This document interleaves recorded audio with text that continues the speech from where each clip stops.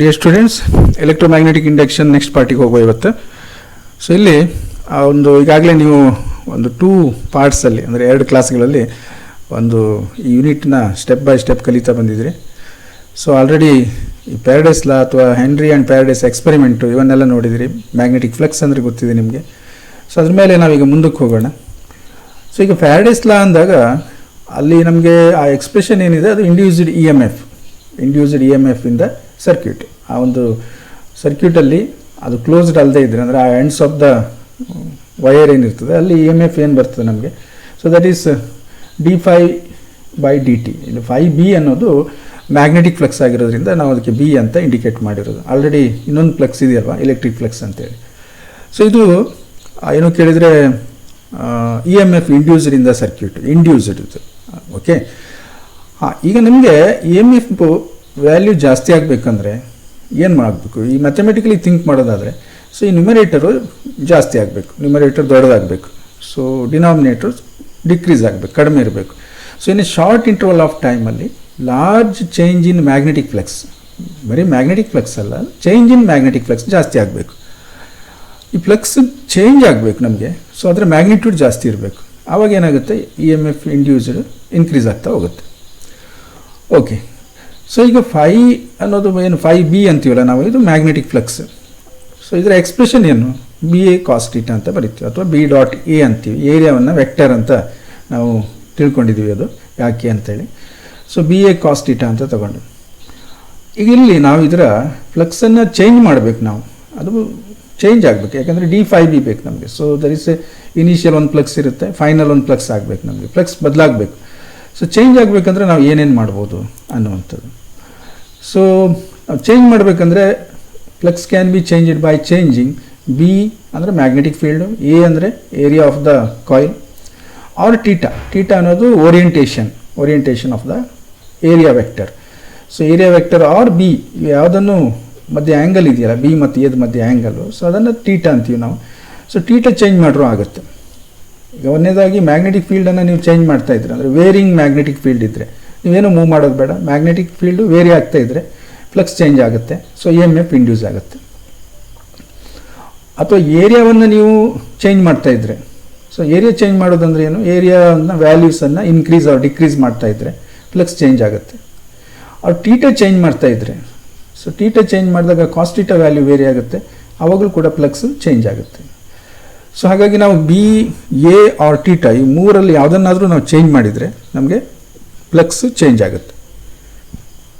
Okay, so ಈಗ ನಾವು ಒಂದು ವೇಳೆ ಎ ಅನ್ನೋದು area of the coil, A ಅನ್ನು ಚೇಂಜ್ ಮಾಡಿದರೆ keeping B and theta constant, B ಮತ್ತು ಟೀಟಾ ನಾವು ಚೇಂಜ್ ಮಾಡೋದು ಬೇಡ, ಫಿಕ್ಸ್ ಇರಲಿ ಅದು. ಸಿಂಪ್ಲಿ ಎ ಮಾತ್ರ ಚೇಂಜ್ ಮಾಡಿದರೆ ಆವಾಗ ಏನಾಯಿತು, ಫ್ಲಕ್ಸ್ ಚೇಂಜ್ ಆಗುತ್ತೆ. ಸೊ ಹೀಗೂ ಮಾಡ್ಬೋದು, ನಾವು ಏರಿಯಾ ಆಫ್ ದ ಕಾಯಿಲನ್ನು ಚೇಂಜ್ ಮಾಡ್ಬೋದು. ಸೊ ಆವಾಗ ಏನಾಗುತ್ತೆ, ಹಾಗಾದರೆ ಫ್ಲಕ್ಸ್ ಚೇಂಜ್ ಆಯಿತು, in interval of time E M F induce ಆಗುತ್ತೆ. ಸೊ ಆ ಇ ಎಮ್ ಎಫ್ಗೆ ನಾವು ಏನಂತೀವಿ ಅಂದರೆ ಮೋಷನಲ್ ಇ ಎಮ್ ಎಫ್ ಅಂತ ಕರಿತೀವಿ. ಅಂದರೆ ಇಲ್ಲಿ ಮೋಷನ್ ಆಫ್ ದ ಕಂಡಕ್ಟರನ್ನು ಮೂವ್ ಮಾಡ್ತೀವಿ ನಾವು ಅಂತೇಳಿ, ಮೋಷನ್ ಆಫ್ ದ ಕಂಡಕ್ಟರ್ ಅನ್ನುವಂಥದ್ದು. ಸೊ ನಾವು ಕಂಡಕ್ಟರನ್ನು ಮೂವ್ ಮಾಡಿದಾಗ ಒಂದು ಇ ಎಮ್ ಎಫ್ ಇಂಡ್ಯೂಸ್ ಆಗುತ್ತಲ್ಲ, ಅಂದರೆ due to the motion of conductor E M F induced in the circuit is called motional E M F. So motional E M F ಅನ್ನೋದು ಅದಕ್ಕಾಗಿ. Okay, ಇದರ ನಾವು derivation ಪಾರ್ಟನ್ನು ನೋಡೋಣ. ಏನು ಕೇಳಿದರೆ ಇದರ ಮೋಷನಲ್ ಇ ಎಮ್ ಎಫ್ನ ಎಕ್ಸ್ಪ್ರೆಷನ್ಸನ್ನು ಡಿರೈವ್ ಮಾಡೋಣ. ಸೊ ಅದನ್ನು ಡಿರೈವ್ ಮಾಡಬೇಕಾದ್ರೆ ನಾವು ಏನೇನು ಅರೇಂಜ್ಮೆಂಟ್ ಮಾಡ್ಕೋಬೇಕು ಅದನ್ನು ನೋಡೋಣ. ಈ ಡಯಾಗ್ರಾಮಲ್ಲಿ ನಿಮಗೆ ಈ ಸರ್ಕಲಲ್ಲಿ ಒಂದು ಇಂಟು ಮಾರ್ಕ್ ಕಾಣಿಸ್ತಾ ಇದೆಯಲ್ಲ ನಿಮಗೆ, ಸೊ ಎಕ್ಸ್ ಥರ ಕಾಣಿಸ್ತಾ ಇದೆ ನೋಡಿ. ಇದರ ಅರ್ಥ ಏನು ಅಂತ ನಿಮ್ಗೆ ಆಲ್ರೆಡಿ ಗೊತ್ತಿದೆ. It indicates the magnetic field. ಈ ಎಲ್ಲ ಸರ್ಕಲ್ಗಳಿದೆಯಲ್ಲ, ಸೊ ಅದರಲ್ಲಿ ಕ್ರಾಸ್ ಮಾರ್ಕ್ ಇದೆ ನೋಡಿ.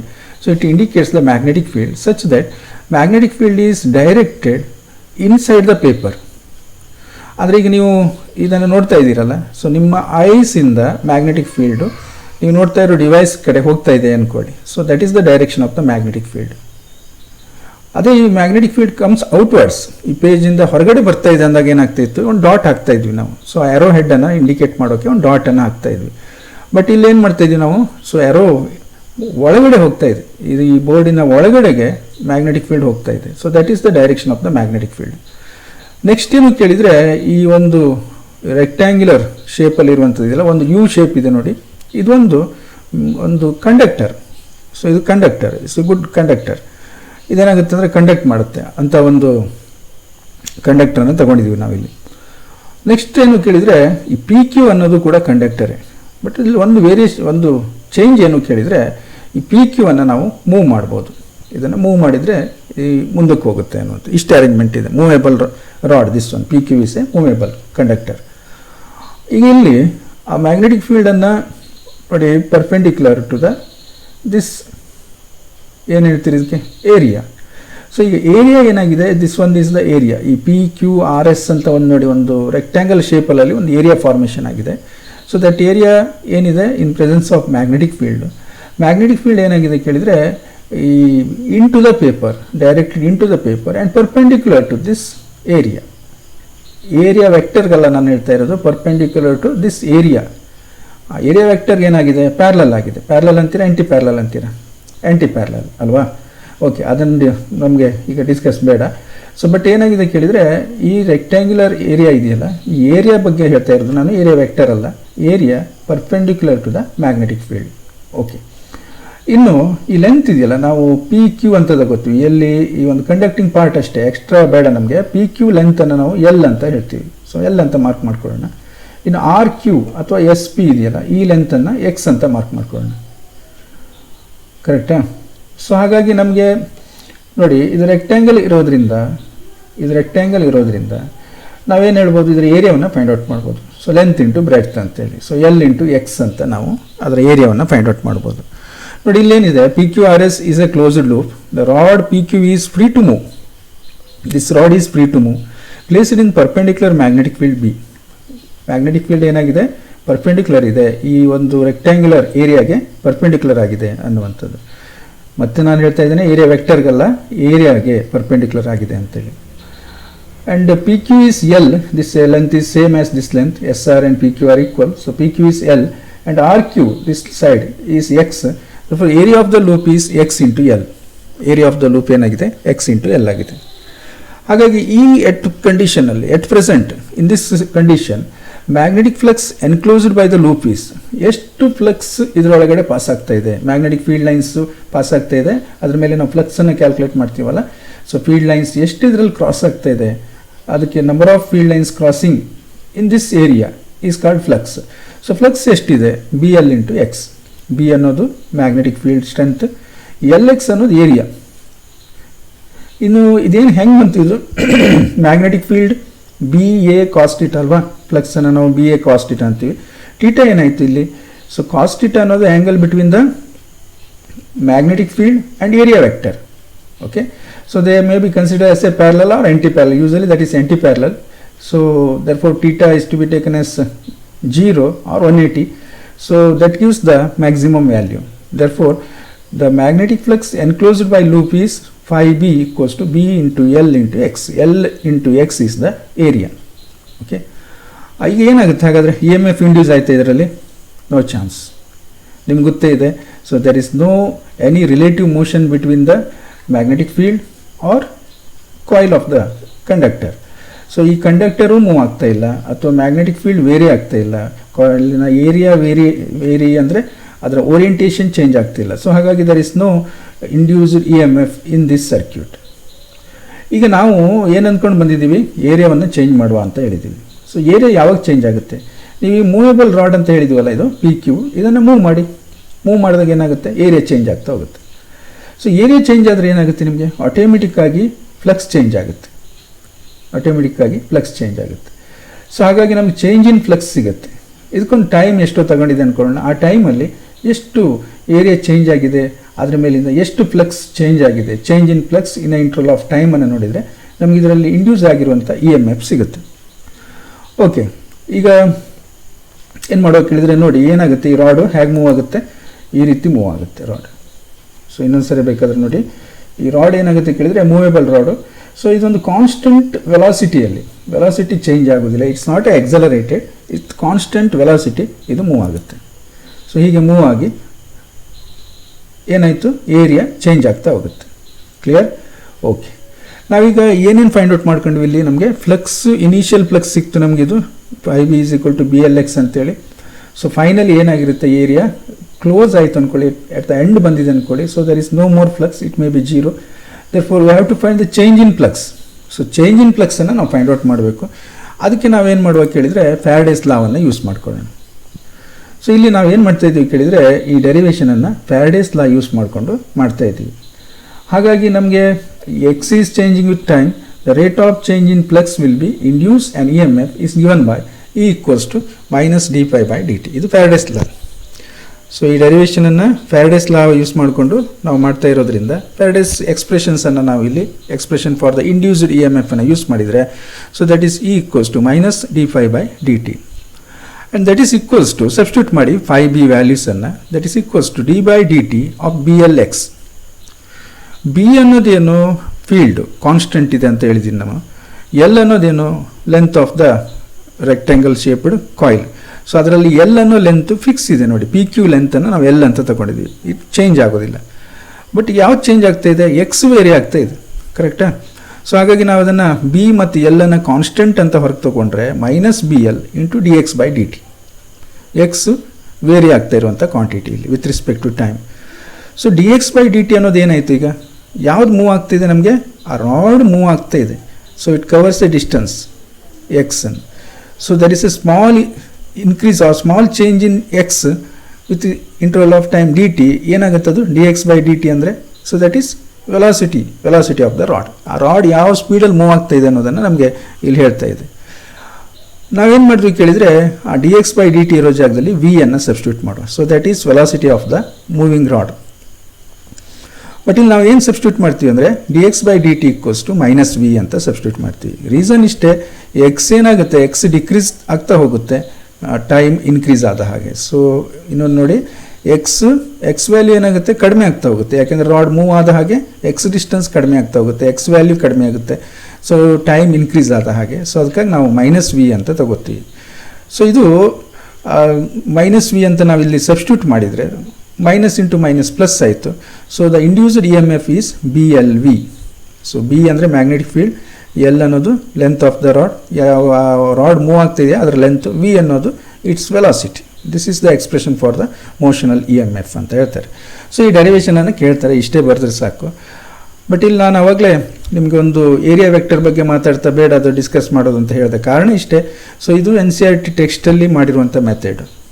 ಇಲ್ಲಾಂದರೆ ಏನು ಹೇಳ್ಬೋದು ನೀವು, ಸೊ ಇಲ್ಲಿ ಮೈನಸ್ ಬೇಡ ಸರ್, ಇಲ್ಲಿ ಯಾಕೆ ತಗೊಳ್ತೀರಿ, ಇದು ಕನ್ವೀನಿಯೆಂಟ್ ಅಲ್ಲ ಅನ್ನೋದಾದರೆ ಸೊ ಫ್ಲಕ್ಸನ್ನೇ ಮೈನಸ್ ತಗೊಂಬಿಡೋದು. ಎಲ್ಲಿ, ಸೊ ಹಿಂದಕ್ಕೆ ಹೋದರೆ ನೀವು ಇಲ್ಲಿ ಒಂದು ಫ್ಲಕ್ಸ್ ಇದೆಯಲ್ಲ ಇದನ್ನೇ ನೆಗೆಟಿವ್ ತಗೋಬೋದು. ಯಾಕೆ, ಏರಿಯಾ ವೆಕ್ಟರ್ ನಮ್ಮ ಕಡೆ ಇದೆ ಅಂದ್ಕೊಳ್ಳಿ.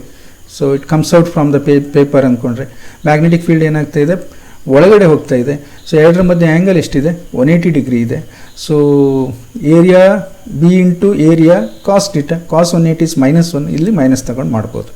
ಸೊ ನೀವು ಅಲ್ಲಿ ಸಬ್ಸ್ಟಿಟ್ಯೂಟ್ ಮಾಡಿದಾಗ ಪ್ಲಸ್ ಆಗುತ್ತೆ. ಬಟ್ ನಾವು ಎಷ್ಟೇ ಹೇಳಿದ್ರು ಕೂಡ ನೀವು ಎನ್ ಸಿ ಆರ್ ಟಿ ಟೆಕ್ಸ್ಟಿನ ಮೆಥಡನ್ನು ಫಾಲೋ ಮಾಡೋದ್ರಲ್ಲಿ ತಪ್ಪೇನಿಲ್ಲ. ಅವ್ರು ಹೇಳಿದ್ದು ಸರಿ ಇದೆ. ಸೊ ಅದನ್ನು ಕರೆಕ್ಟ್, ನಾನು ಅದೇ ಮೆಥಡನ್ನು ಇಲ್ಲಿ ನಿಮಗೆ ಎಕ್ಸ್ಪ್ಲೇನ್ ಮಾಡ್ತಾ ಇರೋದು.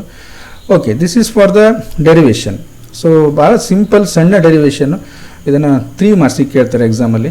So derive the expression for the motional E M F ಅನ್ನುವಂಥದ್ದು. ಓಕೆ, ನಾವೀಗ ನೆಕ್ಸ್ಟ್ ಮುಂದಕ್ಕೆ ಹೋಗೋಣ. ಈ ಅದೇ derivation of motional E M F from Lorentz force. ಈ ಲಾರೆಂಜ್ ಫೋರ್ಸನ್ನು ಯೂಸ್ ಮಾಡಿಕೊಂಡು ನಾವು ಡಿರೈವ್ ಮಾಡ್ಬೋದಾ ಅನ್ನುವಂಥದ್ದು. ಸೊ ಲಾರೆಂಜ್ ಫೋರ್ಸನ್ನು ಯೂಸ್ ಮಾಡೋದು ಅಂದಾಗ ಎಲ್ಲಿಗೆ ಹೋದ್ವಿ ನಾವು, moving charges and magnetism. So ಆ ಯೂನಿಟಲ್ಲಿ ಬರುತ್ತಲ್ವ ಲಾರೆಂಜ್ ಫೋರ್ಸು, ಅದನ್ನು ಯೂಸ್ ಮಾಡಿಕೊಂಡು ಡಿರೈವ್ ಮಾಡ್ಬೋದಾ, ನಾವು ಫೆರಡೇಸ್ ಲಾನೇ ಫಾಲೋ ಮಾಡಬೇಕಾ ಅಥವಾ ಬೇರೆ ಮೆಥಡ್ ಇದೆಯಾ ಅಂತೇಳಿ. ಸೊ ಸುಮಾರು 2-3 ಮೆಥಡ್ಗಳಲ್ಲಿ ಇದನ್ನು ಮಾಡ್ಬೋದು. ಅದರಲ್ಲಿ ಇದು ಒಂದು ಲಾರೆಂಜ್ ಫೋರ್ಸನ್ನು ಯೂಸ್ ಮಾಡ್ಕೊಳ್ಳುವಂಥದ್ದು. ಓಕೆ, ನಾವೀಗ ಏನು ಮಾಡುವ ಅಂದರೆ ಈ ಪಿ ಕ್ಯೂ ರಾಡ್ ಇದೆಯಲ್ಲ, ಇದೇನು ಅಂದರೆ ಗುಡ್ ಕಂಡಕ್ಟರ್ ಇದೆ ಇದು. ಸೊ ಹಾಗಾಗಿ ಇದರಲ್ಲಿ ಚಾರ್ಜ್ ಇದೆ. ಸೊ ಕಂಡಕ್ಟರ್ ಅಂದಾಗ ಏನಾಗಿರುತ್ತೆ, ಫ್ರೀ ಎಲೆಕ್ಟ್ರಾನ್ಗಳು ಅಂತೀವಲ್ಲ ನಾವು. ಬಟ್ ನಾವು ಅಷ್ಟು ಮುಂದಕ್ಕೆ ಬೇಡ ಕಾನ್ಸೆಪ್ಟು, ನಮ್ಗೆ ಅದರಲ್ಲಿ ಚಾರ್ಜ್ ಇದೆ, ವಿ ಆರ್ ಅಗ್ರಿ. ಸೊ ಅದರಲ್ಲಿ ಇರುವಂಥ ಚಾರ್ಜಿಗೆ ನಾವು ಕ್ಯೂ ಅಂತ ತಿಳ್ಕೊಳ್ಳೋಣ. So q in a conductor, consider a charge q in a conductor P q. ಈ ಪಿ ಕ್ಯೂದಲ್ಲಿ ಚಾರ್ಜ್ ಇದೆ, ಇದ್ರ ಬಗ್ಗೆ ಏನು ತೊಂದರೆ ಇಲ್ಲಲ್ಲ, ಚಾರ್ಜ್ ಇದೆ ಅಂತ ನಾವು ಒಪ್ಕೋಬೋದು.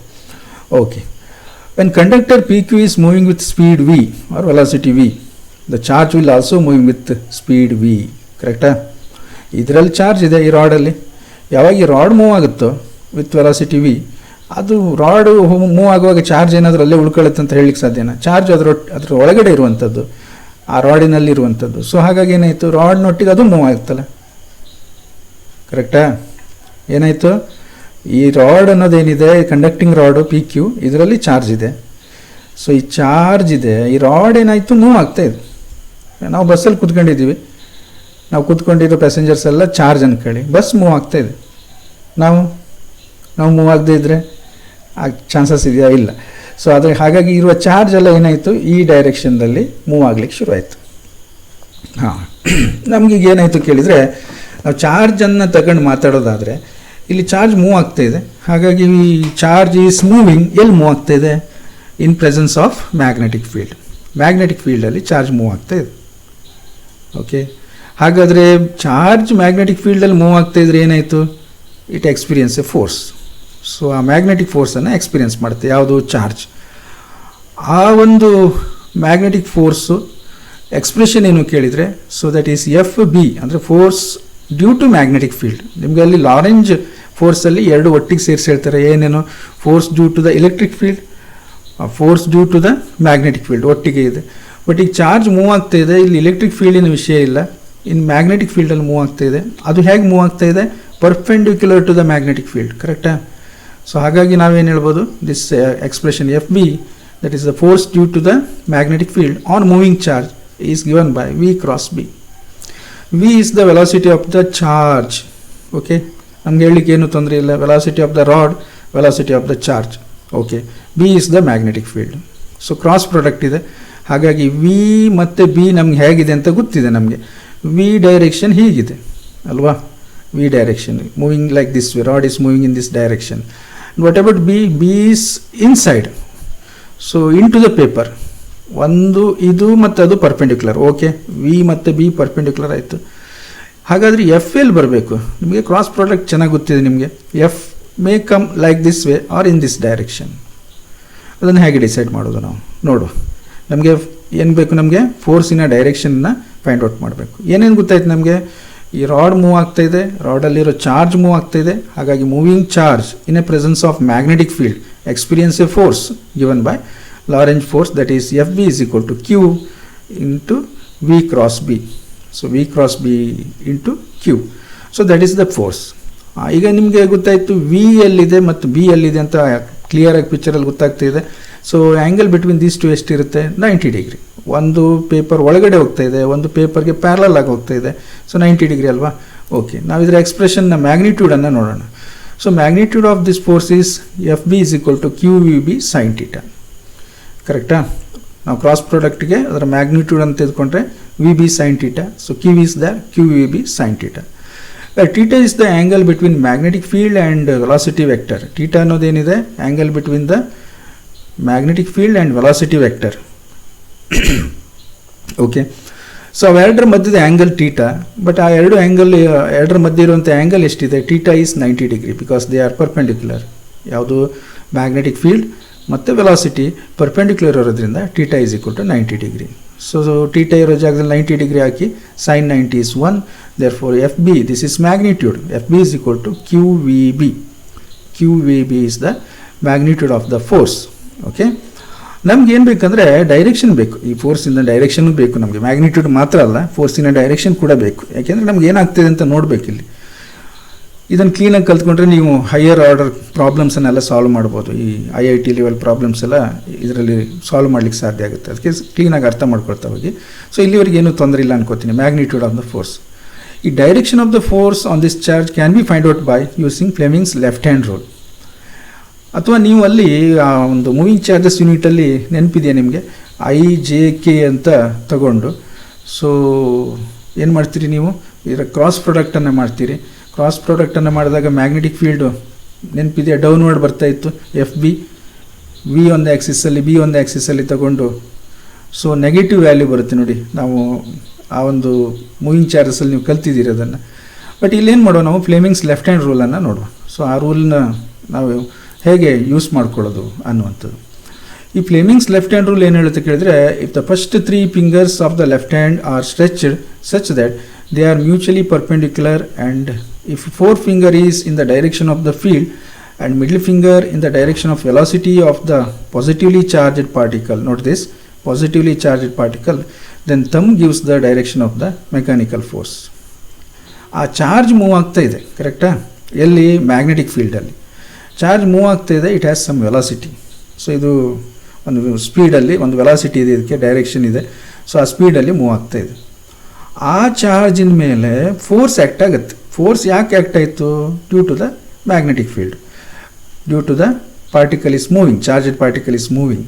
ಸೊ ಆ ಫೋರ್ಸಿನ ಡೈರೆಕ್ಷನ್ನು ಈ ಥಂಬ್ ನಮಗೆ ಇಂಡಿಕೇಟ್ ಮಾಡುತ್ತೆ ಅನ್ನುವಂಥದ್ದು. ಸೊ ಈಗ ನೀವು ನೆನ್ಪಿಟ್ಕೊಳ್ಳಿ, ಇಲ್ಲಿ ನೀವು ಕಲ್ತಿದ್ದಾಗ ಇಲ್ಲಿ ವಿ ಇಲ್ಲಾಗಿತ್ತು, ಐ ಇತ್ತು ಸರ್. ಯಾಕೆಂದರೆ ಐ ಬಿ ಎಫ್ ಅಂತ ಇತ್ತು, ನೀವು ವಿ ಎಲ್ಲಿಂದ ತಂದ್ರಿ ಅಂತೆಲ್ಲ ಅಲ್ವಾ? ಎಸ್, ಅದು ಕರೆಕ್ಟೇ. ಐ ಅನ್ನೋದೇನು? Current. So that gives the direction of the current. ಕರೆಂಟಿನ ಡೈರೆಕ್ಷನ್ಗೆ ನಾವು ಹೇಗೆ ಹೇಳ್ತೀವಿ? ನೀವು ಕರೆಂಟ್ ಎಲೆಕ್ಟ್ರಿಸಿಟಿಯಲ್ಲಿ ಕಲ್ತಿದ್ರಿ. So that is the motion of the positive charged particle. So positive charged particle ಡೈರೆಕ್ಷನ್ನ ಕರೆಂಟ್ ಡೈರೆಕ್ಷನ್ ಅಂತ ಕರಿತೀವಿ ನಾವು, ಕರೆಕ್ಟಾ? ಓಕೆ, ಕರೆಂಟ್ ಬಗ್ಗೆ ಒಂದು ಡೈರೆಕ್ಷನ್ ಬಗ್ಗೆ ಕ್ಲಿಯರ್ ಆಯಿತು. ನಾನು ಡೈರೆಕ್ಷನ್ ಅಂದ ಕೂಡಲೇ ಅಲ್ಲ ವೆಕ್ಟರ್ ಅಂದ್ಕೋಬೇಡಿ. ನಾನು ಕರೆಂಟ್ಗೆ ಎಲ್ಲಿಂದ ಎಲ್ಲಿಗೆ ಹೋಯಿತು ಅಂತ ಹೇಳ್ತೀವಲ್ಲ ನಾವು, ಅದಕ್ಕೊಂದು ಡೈರೆಕ್ಷನ್ ಹೇಳ್ತೀವಿ, ಬಿಟ್ಟರೆ it's not a vector. Next ಏನು ಕೇಳಿದರೆ ಐ ಈಸ್ ಈಕ್ವಲ್ ಟು ಏನು? D q by D t. ಎಲ್ಲ ಸ್ಕೇಲರೇ ನಾನು ಮಾತಾಡ್ತಿರೋದು. I is equal to d q by D T ಅಂದರೆ ಕ್ಯೂ ಬೈ ಟಿ. ಕರೆಂಟನ್ನು ನಾವು ಹೇಗೆ ಡಿಫೈನ್ ಮಾಡ್ತೀವಿ? Rate of flow of charges ಅಂತ ಹೇಳ್ತೀವಿ. ಸೊ ಆಗ I is equal to q by t. Okay, ಈಗ ಏನಾಗಿದೆ ಕೇಳಿದರೆ ಚಾರ್ಜ್ ಮೂವ್ ಆಗ್ತಾ ಇದೆ ವಿತ್ ಸಮ್ ವೆಲಾಸಿಟಿ. ಸೊ ಹಾಗಾಗಿ ನಾನು ಚಾರ್ಜಿನ ವೆಲಾಸಿಟಿಯನ್ನು ಇದಕ್ಕೆ ಕೊಡ್ಬೋದಾ ನಾನು ಐ ಇರೋ ಜಾಗದಲ್ಲಿ? ಹಾಗೆ ಮಾಡಿರೋದು. ಸೊ ಹಾಗಾಗಿ this is the velocity of the moving charge. Okay, ಅರ್ಥ ಆಯ್ತು ಅನ್ಕೋತೀನಿ ನಾನು. ಸೊ ಮ್ಯಾಗ್ನೆಟಿಕ್ ಫೀಲ್ಡನ್ನು 4 ಫಿಂಗರ್ ತೋರಿಸುತ್ತೆ. ಈ ವೆಲಾಸಿಟಿ ಆಫ್ ದ ಚಾರ್ಜಡ್ ಪಾರ್ಟಿಕಲನ್ನು ಮಿಡ್ಲ್ ಫಿಂಗರ್ ತೋರಿಸುತ್ತೆ. ಥಂಬ್ ಏನು ಇಂಡಿಕೇಟ್ ಮಾಡುತ್ತೆ? ಫೋರ್ಸನ್ನು ಇಂಡಿಕೇಟ್ ಮಾಡುತ್ತೆ. ಓಕೆ, ಈಗ ನೀವು ಏನು ಮಾಡಿ, ನಿಮ್ಮ ಲೆಫ್ಟ್ ಹ್ಯಾಂಡನ್ನು ಓಪನ್ ಮಾಡಿ 3 ಫಿಂಗರ್ಸ್ ಮ್ಯೂಚುವಲಿ ಪರ್ಪೆಂಡಿಕ್ಯುಲರ್ ಆಗಿರೋಗಿ ಮಾಡ್ಕೊಳ್ಳಿ. ನೆನಪಿರಲಿ, middle finger velocity of the charge, 4 finger magnetic field. ಈಗ ನಾವು ಫೈಂಡ್ ಔಟ್ ಮಾಡಬೇಕಾಗಿರೋದು ಫೋರ್ಸ್ ಅಲ್ವಾ? ಕರೆಕ್ಟಾ? ನಮಗೆ ಮ್ಯಾಗ್ನೆಟಿಕ್ ಫೀಲ್ಡ್ ಒಂದು ಹಿಂದಿನ ಡಯಾಗ್ರಾಮಲ್ಲಿ ನೋಡಿದರೆ ಮ್ಯಾಗ್ನೆಟಿಕ್ ಫೀಲ್ಡ್ ಏನಾಗಿದೆ ನೆನ್ಪಿಟ್ಕೊಳ್ಳಿ, 4 ಫಿಂಗರು ಸ್ಕ್ರೀನಿನ ಕಡೆಗೆ ಹೋಗಬೇಕು. ಹಾಂ, ಮಿಡ್ಲ್ ಫಿಂಗರ್ ಏನಾಗಬೇಕು? ನಮ್ಮ ಲೆಫ್ಟ್ ಸೈಡಿಗೆ ಹೋಗಬೇಕು. ಯಾಕೆಂದರೆ ರಾಡ್ ಈ ಕಡೆ ಮೂವ್ ಆಗ್ತಾ ಇದೆ, ಕರೆಕ್ಟಾ? ಸೊ ಹಾಗಾಗಿ ನೀವು ನಿಮ್ಮ ಲೆಫ್ಟ್ ಹ್ಯಾಂಡನ್ನು ತಿರುಗಿಸ್ಬೇಕು. ಈಗ ಫುಲ್ ಆ ಕಡೆಗೆ ತಿರುಗಿಸಿ. ಥಂಬ್ ಎಲ್ಲೋಯ್ತು ಈಗ ಹೇಳಿ? ಈಗ ಇಲ್ಲಿ ದಿಸ್ ಈಸ್ ದ ವೆಲಾಸಿಟಿ. ಈ ಡಯಾಗ್ರಾಮ್ ನೋಡಿ, ಈಗ ಇದು ವೆಲಾಸಿಟಿ ಅಂದರೆ ಯಾವುದ್ರದ್ದು? ಮೂವಿಂಗ್ ಚಾರ್ಜಿನ ವೆಲಾಸಿಟಿ.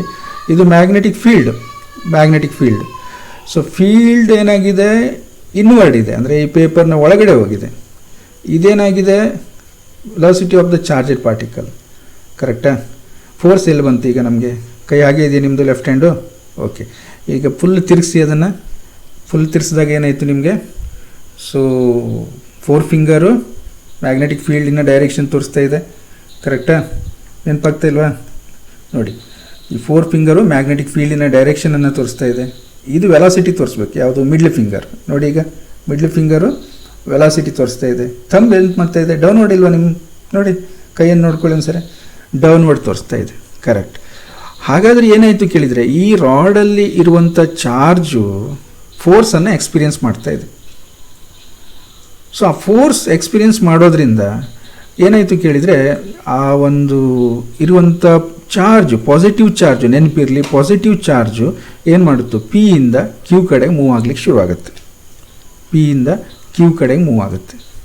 ಈ ರಾಡಲ್ಲಿರುವಂಥ ಚಾರ್ಜ್ ಏನು ಮಾಡ್ತು? ಪಿ ಇಂದ ಕ್ಯೂ ಕಡೆಗೆ. ಪಾಸಿಟಿವ್ ಚಾರ್ಜ್ ಎಲ್ಲ ಡೌನ್ವರ್ಡ್ ಮೂವ್ ಆಗಲಿಕ್ಕೆ ಶುರುವಾಯಿತು.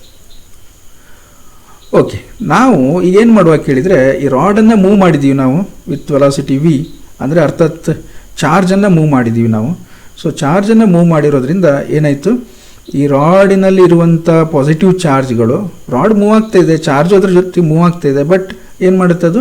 It move downwards. ಯಾಕೆ ಅಂದರೆ ಮ್ಯಾಗ್ನೆಟಿಕ್ ಫೋರ್ಸು ಅದನ್ನು ಕೆಳಗೆ ಎಳೀತಾ ಇದೆ, ಡೌನ್ವರ್ಡ್ ಡೈರೆಕ್ಷನ್ದಲ್ಲಿ ತಗೊಂಡು ಬರ್ತಾ ಇದೆ.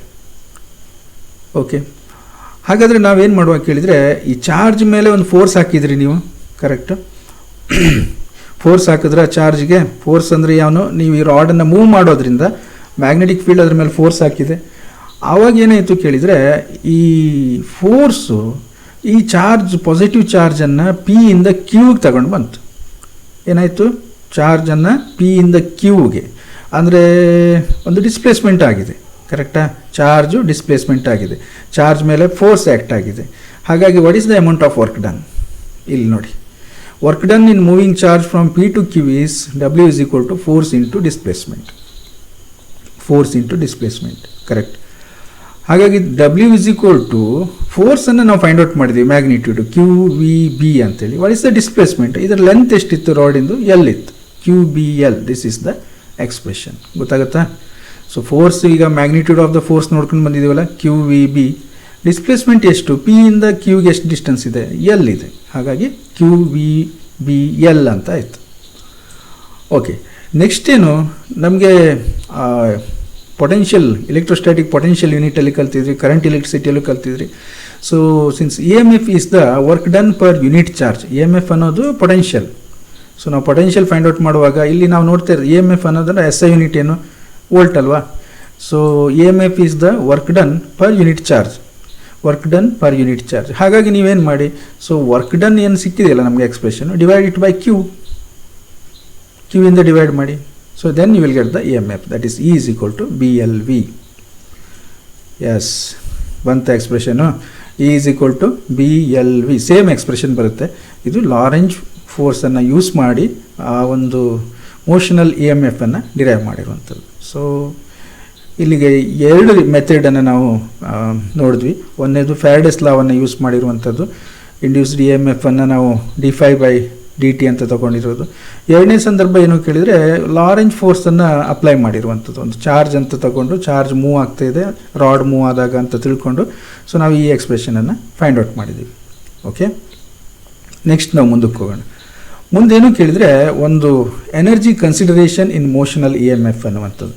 ಸೊ ಏನಾಯಿತು ಕೇಳಿದರೆ, ಇಲ್ಲಿ ನಾವು ರಾಡನ್ನು ಮೂವ್ ಮಾಡ್ತಾ ಇದ್ದೀವಿ ಅಲ್ವಾ? ನಾವು ಒಂದು ರಾಡನ್ನು ಮೂವ್ ಮಾಡಬೇಕಂದ್ರೆ ಯಾವುದೇ object it has to displace ಅಂದಾಗ ಏನು ಮಾಡಬೇಕು? ನಾವು ಫೋರ್ಸನ್ನು ಅಪ್ಲೈ ಮಾಡಬೇಕು.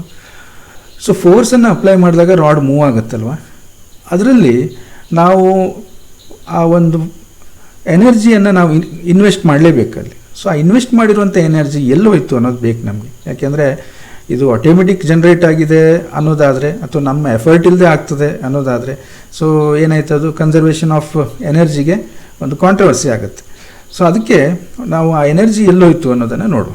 ಈಗ ನೋಡಿ, ನಾವು ಒಂದೊಂದು ಸಣ್ಣ ಸಣ್ಣ ಅಸಂಪ್ಷನ್ಸನ್ನು ಮಾಡ್ಕೊತ ಬರೋಣ. ಯಾಕೆಂದರೆ ಫುಲ್ಲು ಪೂರ್ತಿ ನಾವು ಅದನ್ನು ಕಾಂಪ್ಲಿಕೇಟ್ ಮಾಡ್ಕೊಂಡು ಹೋದರೆ ನಮ್ಮ ಕಾನ್ಸೆಪ್ಟ್ ಅರ್ಥ ಆಗೋದಿಲ್ಲ.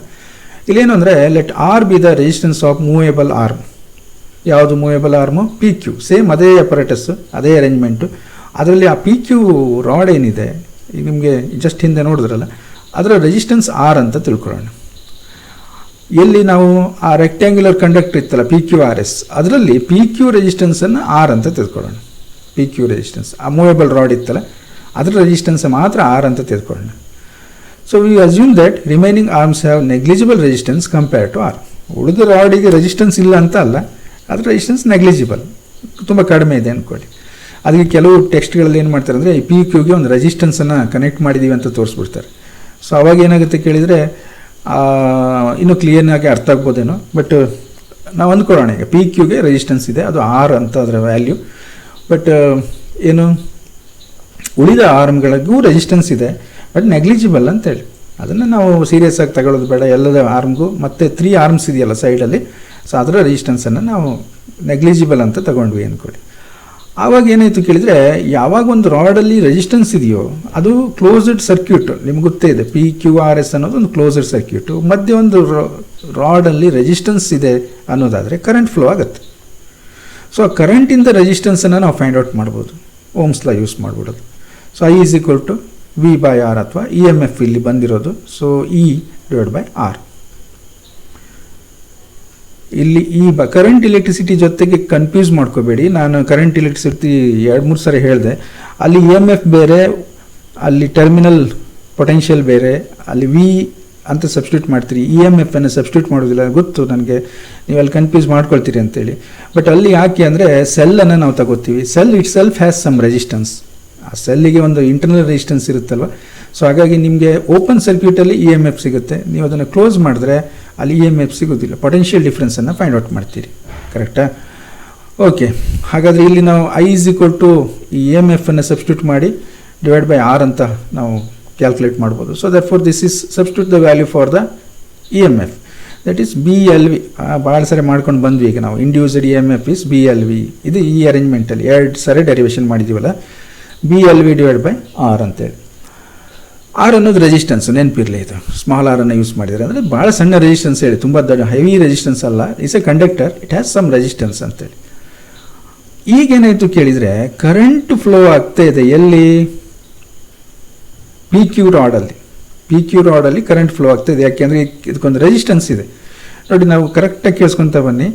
ಈ rectangular p Q R s ಅಲ್ಲಿ ಪಿ ಕ್ಯೂ ರಾಡನ್ನು ಮಾತ್ರ ನಾವು ಒಂದು ರೆಸಿಸ್ಟೆನ್ಸು, ಕನ್ಸಿಡರೇಬಲ್ ರೆಸಿಸ್ಟೆನ್ಸ್ ಇದೆ ಅಂದ್ಕೊಂಡು ಉಳಿದೋದಕ್ಕೆ ನಾವು ನೆಗ್ಲಿಜಿಬಲ್ ಅಂದ್ಕೊಂಡ್ರೆ, ರೆಸಿಸ್ಟೆನ್ಸ್ ಇರೋದ್ರಿಂದ ಏನಾಯಿತು? ಕರೆಂಟ್ ಫ್ಲೋ ಆಗ್ತಾಯಿದೆ.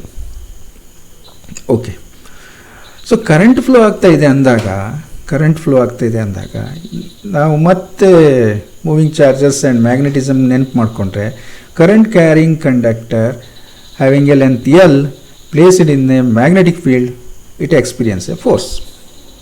ಕರೆಕ್ಟಾ? ಏನು ನೀವು ಡೆರಿವೇಷನ್ ಮಾಡಿದ್ರಿ ಇದು. Current carrying conductor placed in a magnetic field experience a force and that is given by f is equal to I into l cross b. I into l cross b. ಇಲ್ಲಿ ನೋಡಿ, L ಅನ್ನು ಕೂಡ vector ಅಂತ ತಗೊಂಡ್ರೆ ಏನೇನು ಆಗೋಯ್ತು ನೋಡಿ. ಒಂದು ಕಡೆ ಏರಿಯಾ ವೆಕ್ಟರ್ ಅಂತೇಳಿ ನಮಗೆ ಡೈಜೆಸ್ಟ್ ಆಗ್ತಾ ಇಲ್ಲ, ಇಲ್ಲಿ ಲೆಂತ್ ಕೂಡ ವೆಕ್ಟರ್. ಸೊ ಯಾವಾಗಲೂ ವೆಕ್ಟರ್ ಅಂದಾಗ ನೀವು ಒಂದು ವಿಚಾರ ನೆನಪಿಟ್ಕೋಬೇಕು, ಅದರ ಮ್ಯಾಗ್ನಿಟ್ಯೂಡ್ ಚೇಂಜ್ ಆಗಿಲ್ಲ, ಓಕೆ, ಬಟ್ ಅದರ ಓರಿಯೆಂಟೇಷನ್ ಚೇಂಜ್ ಆದಾಗ, ಈಗ ಇಲ್ಲಿ ಎಲ್ ವ್ಯಾಲ್ಯೂ ಚೇಂಜ್ ಆಯಿತು. ಮ್ಯಾಗ್ನಿಟ್ಯೂಡ್ನೇ ಫಸ್ಟ್ ಹೇಳ್ತೇನೆ ನೋಡಿ. ಲೆಂತ್ ಆಫ್ ದ ರಾಡನ್ನು ನಾವು ಚೇಂಜ್ ಮಾಡಿದ್ವಿ ಅಂದ್ಕೊಳ್ಳಿ, ಫೋರ್ಸ್ ಚೇಂಜ್ ಆಗುತ್ತಾ? ಎಸ್, ಫೋರ್ಸ್ ಚೇಂಜ್ ಆಗುತ್ತೆ. ಲೆಂತ್ ಆಫ್ ದ ರಾಡನ್ನು ಫಿಕ್ಸ್ ಇಟ್ಟಿದ್ದೀವಿ, ಬಿ ಅಂತೂ ಬಿಡಿ ಹಾಗೆ ಫಿಕ್ಸೇ ಇದೆ. ನಾನು ಬರೀ length of the rod, length ಯಾಕೆ ವೆಕ್ಟರ್ ಅಂತ ಹೇಳ್ತಾ ಇದ್ದಾನೆ. ನೀವು ಲೆಂತನ್ನು ಮ್ಯಾಗ್ನಿಟ್ಯೂಡನ್ನು ಚೇಂಜ್ ಮಾಡಿದರೆ, ಉದ್ದ ಅದರ ಲೆಂತನ್ನು ವೇರಿ ಮಾಡಿದರೆ ಎಫ್ ವೇರಿ ಆಗುತ್ತಾ? 100% ಆಗುತ್ತೆ. ಮತ್ತೊಂದು ಕ್ವಶನ್ ಏನು ಕೇಳಿದರೆ, ಈ ಲೆಂತ್ ಚೇಂಜ್ ಮಾಡಬೇಡಿ, ಮ್ಯಾಗ್ನಿಟ್ಯೂಡ್ ಸೇಮ್ ಇರಲಿ. ನೀವು ಲೆಂತನ್ನು ಏನು ಮಾಡಿ, perpendicular to the magnetic field ಇರೋ ಪಿ ಕ್ಯೂ ರಾಡನ್ನು ಅಡ್ಡ ಇಟ್ಬಿಡಿ, parallel to the magnetic field ಮಾಡಿ, ಪ್ಯಾರಲಲ್ ಮಾಡಿ, ಏನಾಗುತ್ತೆ? ಫೋರ್ಸ್ ಗೊತ್ತಾಯ್ತಾ? That is force becomes 0. ಹೀಗೆ ಈ ಎಲ್ ರಾಡಿನ ಲೆಂತನ್ನು ಪ್ಯಾರಲಲ್ ಇಟ್ಟರೆ ಫೋರ್ಸ್ 0 ಆಗಿಬಿಡುತ್ತೆ.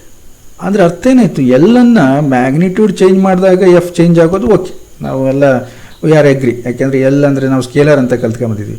ಬಟ್ ನೀವು ಲೆಂತ್ ಆಫ್ ದ ರಾಡನ್ನು ನೀವು parallel to the magnetic field ಇಟ್ಟರೆ ಫೋರ್ಸ್ 0 ಆಗುತ್ತೆ. ನಾವು ಲೆಂತ್ ಹೆಚ್ಚು ಕಮ್ಮಿ ಮಾಡಿಲ್ಲ, ಬರೀ ಓರಿಯೆಂಟೇಷನ್ ಚೇಂಜ್ ಮಾಡಿದ್ವಿ. ಹಾಗಾದರೆ ಏನಾಯ್ತು? L is a vector. ಹಾಗಾಗಿ ವೆಕ್ಟರ್ ಅಂತ ನಾವು ಕನ್ಸಿಡರ್ ಮಾಡ್ತೀವಿ.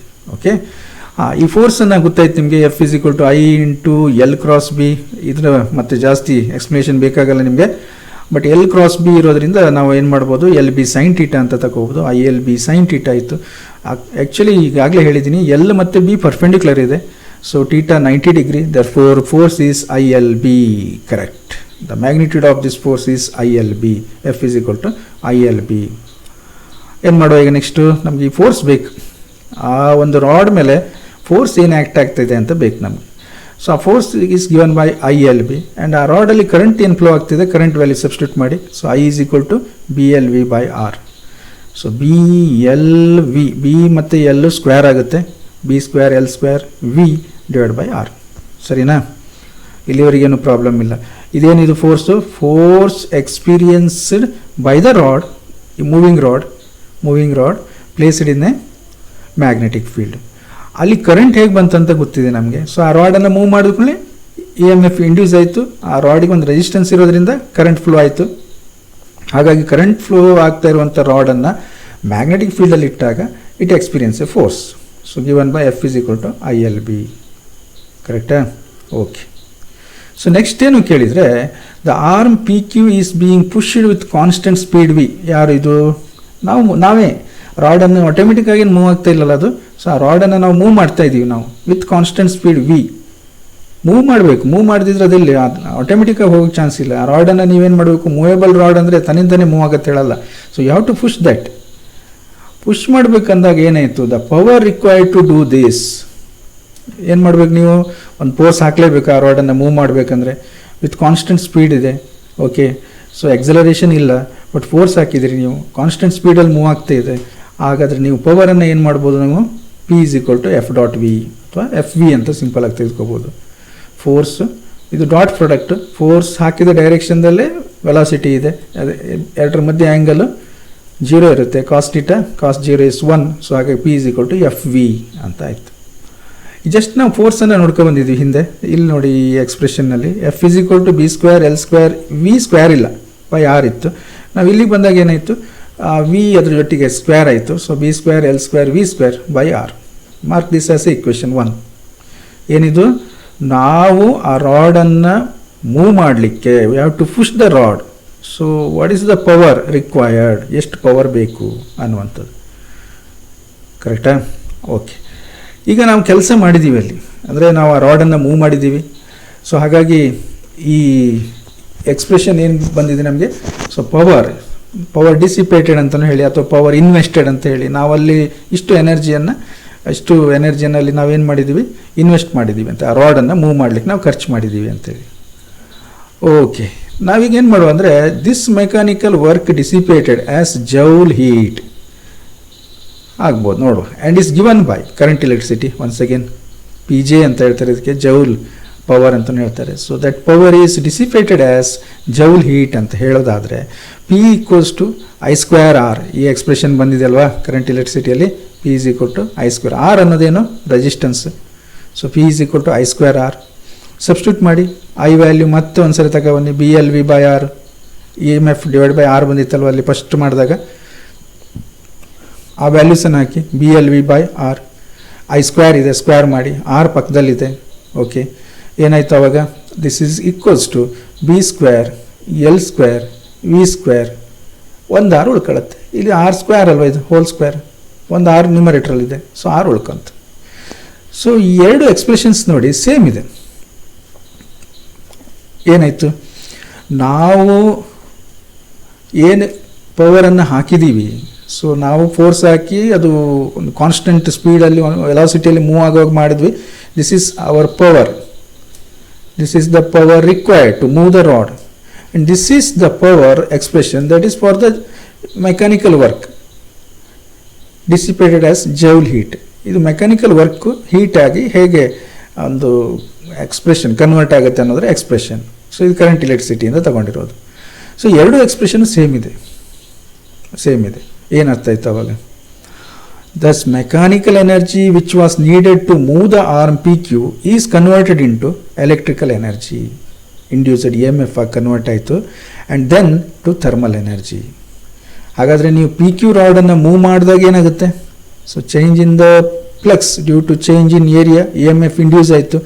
ಸೊ ಆ ಇಂಡ್ಯೂಸ್ EMF ಆಗಿರೋದು ಏನಾಗುತ್ತೆ, ಅದು ಕ್ಲೋಸ್ಡ್ ಲೂಪ್ ಅಲ್ವಾ, ಅದು ರೆಕ್ಟ್ಯಾಂಗ್ಯುಲರ್ ಲೂಪ್. ಸೊ ಆ ಲೂಪಲ್ಲಿ ಏನಾಗುತ್ತೆ ಕೇಳಿದರೆ ಥರ್ಮಲ್ ಎನರ್ಜಿಯಾಗಿ ಕನ್ವರ್ಟ್ ಆಗುತ್ತೆ. ಅಂದರೆ ರಾಡ್ ಆ ಒಂದು ಕಂಡಕ್ಟರ್ ಏನಾಗುತ್ತೆ, ಬಿಸಿ ಆಗುತ್ತೆ. ಸೊ ಇಟ್ ಜನರೇಟ್ಸ್ ಹೀಟ್ ಅಲ್ಲಿಂದ ಹೀಟಾಗಿ ಕನ್ವರ್ಟ್ ಆಗುತ್ತೆ. ಥರ್ಮಲ್ ಎನರ್ಜಿ ಅಂದರೆ ಏನು, so the rod becomes heated or hot. So ಈ ರೀತಿ ಒಂದು ಎನರ್ಜಿ ಕನ್ಸಿಡರೇಷನ್ ಅನ್ನೋದು ಎಕ್ಸ್ಪ್ಲನೇಷನ್. ಯಾಕೆಂದರೆ ನಾವು ಮೂವ್ ಮಾಡಿದ್ದೀವಲ್ಲ, ನಾವು ಮೂವ್ ಮಾಡಿರುವಂಥ ಎನರ್ಜಿ, ಆ ರಾಡನ್ನು ಮೂವ್ ಮಾಡಿದ್ದೀವಿ ನೋಡಿ, ಆ ಒಂದು ಎನರ್ಜಿ ಎಲ್ಲೋಯ್ತು ಅನ್ನೋದು ಬೇಕಲ್ವಾ. ಸೊ ಅದಕ್ಕೆ ಒಂದು ಪವರ್ನ ತೊಗೊಂಡು ನಾವು ಕ್ಯಾಲ್ಕುಲೇಟ್ ಮಾಡಿದರೆ ಸೇಮ್ ಎಕ್ಸ್ಪ್ರೆಷನ್ ಸಿಗುತ್ತೆ ನಮಗೆ. ಸೊ ಈ ಎಕ್ಸ್ಪ್ರೆಷನ್ನು ಪವರ್ ಡಿಸಿಪೇಟೆಡ್ ಬೈ ಎಸ್, ನಾವು ಅದರಲ್ಲಿ ಖರ್ಚು ಮಾಡಿರುವಂಥದ್ದು. ಈ ಎಕ್ಸ್ಪ್ರೆಷನ್ನು ಅಲ್ಲಿ ತಗೊಂಡಿರುವಂಥ ಪವರು ಹೀಟ್ ಎನರ್ಜಿಯಾಗಿ ಕನ್ವರ್ಟ್ ಆಗುತ್ತೆ ಅನ್ನೋದ್ರ ಎಕ್ಸ್ಪ್ರೆಷನ್ನು. So both are same.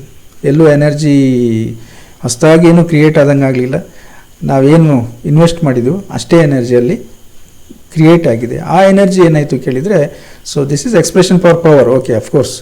But ಆ ಎಕ್ಸ್ಪ್ರೆಷನ್ ಏನು ಹೇಳುತ್ತೆ ಕೇಳಿದರೆ, ನಮಗೆ ಇಲ್ಲಿ ಎನರ್ಜಿ ಲಾಸ್ ಆರ್ ಗೇನ್ ಅನ್ನುವಂಥದ್ದಿಲ್ಲ, energy conservation holds good and that is converted as a heat energy or thermal energy ಅಂತ ಹೇಳುತ್ತೆ. ಓಕೆ, ಸೊ ನೆಕ್ಸ್ಟ್ ಏನು ಕೇಳಿದರೆ, ಇನ್ನು ಒಂದು ಲಾಸ್ಟ್ ಪಾರ್ಟಿಗೆ ನಾವು ಡಿಸ್ಕಸ್ ಮಾಡೋಣ. Relation between charge flow through the circuit and the charge in the magnetic flux. So ಈ ಒಂದು ರಿಲೇಷನ್ಸ್ ಎಲ್ಲೋ ಒಂದು ಕಡೆ ಕಾಂಪಿಟೇಟಿವ್ ಎಕ್ಸಾಮ್ಗೆ ಹೆಲ್ಪ್ ಆಗುವಂಥದ್ದು. ಏನು ಕೇಳಿದರೆ, relation between charge flow through the circuit, charge flow ಆಗ್ತಾ ಇದೆ ಅಂದ್ಕೊಳ್ಳಿ ಒಂದು ಸರ್ಕ್ಯೂಟಲ್ಲಿ, ಅದಕ್ಕೆ ನಾವು ಕರೆಂಟ್ ಅಂತ ಹೇಳ್ತೀವಿ. ಇನ್ನೊಂದೇನು ಕೇಳಿದರೆ, ಈ ಮ್ಯಾಗ್ನೆಟಿಕ್ ಫ್ಲಕ್ಸಲ್ಲಿ ರಿಲೇಷನ್ ಏನು ಅಂತ ನಾವು ಫ್ಲಕ್ಸಿಗೂ ಚಾರ್ಜಿಗೂ ಲಿಂಕ್ ಮಾಡ್ಬೋದಾ ಅನ್ನುವಂಥದ್ದು. ಯೂಶಲಿ ಆ ಒಂದು magnitude of the induced E M F ಅನ್ನು ನಾವೇನಂತೀವಿ, so that is D phi by D T. So ಇದು change in flux in interval of time delta phi B divide by delta T. So ಒಂದು interval ಇದೆ ಅಂದ್ಕೊಳ್ಳಿ ಆ ಟೈಮಲ್ಲಿ. ಇನ್ನೊಂದು ಗೊತ್ತಿದೆ ನಿಮಗೆ ಈ ಎಕ್ಸ್ಪ್ರೆಷನ್ನು, this is E M F induced, of course this is the potential difference ಅಂದ್ಕೊಂಡ್ರೆ this is equal to I into R, v is equal to I r, v is equal to I r. So ಹಾಗಾಗಿ ಏನಾಯಿತು, this is same magnitude I r ಅಂತಲೂ ಬರೀಬೋದು ನಾವು. I ಅಂದರೆ ಏನು? I is the current. So usually that is the rate of flow of charges delta q by delta t, ಕರೆಕ್ಟಾ? I ಅನ್ನೋದು delta q by delta t, r ಹಾಗೆ ಇರಲಿ. So ಎರಡು ಇಕ್ವೇಷನ್ ಕಂಪೇರ್ ಮಾಡೋದು, ಯಾಕೆಂದರೆ ಬೋತ್ ಆರ್ ಸೇಮ್ ಮ್ಯಾಗ್ನಿಟ್ಯೂಡನ್ನೇ ತೊಗೊಂಡಿರೋದು ನಾವು. ಹಾಗೆ ಕಂಪೇರ್ ಮಾಡಿದಾಗ ಏನಾಯಿತು, ಸೊ ಡೆಲ್ಟಾ ಟಿ ಡಿನಾಮಿನೇಟ್ರಲ್ಲಿದೆ, cancel out. therefore delta q is equal to delta ib divided by r. delta q ಅನ್ನೋದು charge, change in the charge ಅಲ್ವಾ. ಸೊ ಡೆಲ್ಟಾ ಫೈ ಬಿ ಅನ್ನೋದು change in the flux, r is the resistance of the loop or conductor. ನೋಡಿ, ಒಂದು ಒಳ್ಳೆ relation ನಿಮ್ಗೆ ಇದ್ರ ಮೇಲೆ ಸಾಮಾನ್ಯವಾಗಿ ಒಂದು ಹೈಯರ್ ಎಕ್ಸಾಮ್ಗಳಲ್ಲಿ ಈ ಥರದ ಕ್ವಶನ್ಸನ್ನು ಕೇಳ್ತಾರೆ. So this is the change in the charge and this is the change in the flux and this is r. ಈ ರೀತಿ ನಾವು ಅದನ್ನು ರಿಲೇಟ್ ಮಾಡ್ಬೋದು ಅನ್ನುವಂಥದ್ದು. ಓಕೆ, ಸೊ ಇಷ್ಟಕ್ಕೆ ಕಂಪ್ಲೀಟ್ ಮಾಡುವ ನಾವು. ಮತ್ತು ನೆಕ್ಸ್ಟ್ ಕ್ಲಾಸಿಗೆ ನಾವು ಮುಂದಿನ ಕಾನ್ಸೆಪ್ಟ್ಗಳನ್ನು ಡಿಸ್ಕಸ್ ಮಾಡುವ. So thank you.